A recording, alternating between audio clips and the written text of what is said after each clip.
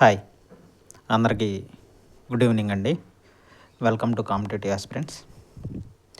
ఈరోజు గ్రూప్ 2కి సంబంధించిన సమాచారం ఏమిటంటే, మరి ముఖ్యంగా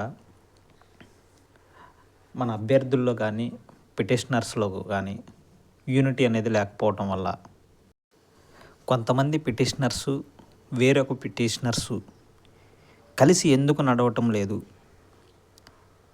మీ మధ్య ఎందుకో యూనిటీ అనేది తగ్గిపోతుంది రోజు రోజుకి, అభ్యర్థుల వల్ల ఏదైనా లోటుపాట్ల వల్ల యూనిటీ అనేది కరువు అవుతుందా అనేది అర్థం కావట్లేదండి.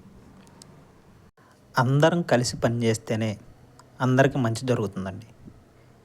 ఈరోజు హీరింగ్కి రాకపోవటానికి కారణం ఏంటంటే, పిటిషనర్స్లో యూనిటీ లేదు, అభ్యర్థులు సహకరించకపోవడం వల్ల పిటిషనర్స్ ఇబ్బంది పడుతున్నారు, అర్థం కావట్లేదు. ఈరోజు హీరింగ్ రాకపోవడానికి కారణం ఏంటంటే, మన కేసు నెంబర్లు 94 నుంచి 103 వరకు సీరియల్ నెంబర్స్ ఉన్నాయండి. అంత లాంగ్లో పడటం వల్ల అక్కడ దాకా హీరింగ్ జరగలేకపోయింది. అందువల్లే మన కేసు హీరింగ్కి రాలేకపోయింది, వాదనలు జరగలేదు.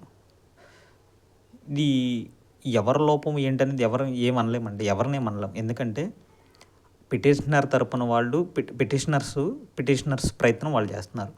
అభ్యర్థులు చేయాల్సిన పనులు అభ్యర్థులు చేయాలి. వీళ్ళు అటు ఇటు గందరగోళం అవటం వల్ల కొంచెం యూనిటీ అనేది కొరత ఏర్పడుతుందని నాకు అనిపిస్తుంది.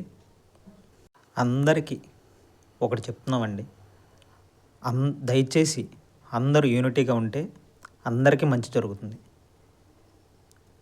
దయచేసి అందరు కలిసి ఉంటేనే రీనోటిఫికేషను వస్తుందండి అని ప్రతి ఒక్క అభ్యర్థి ఆశతో ఎదురు చూస్తున్నారు. దయచేసి అందరు కలిసి ఉండి, అందరూ ఒకే మాట మీద నిలబడి ప్రతి ఒక్క 92,250 మందికి మంచి మనం అనుకున్నట్టు జరగాలని కోరుకుంటున్నానండి.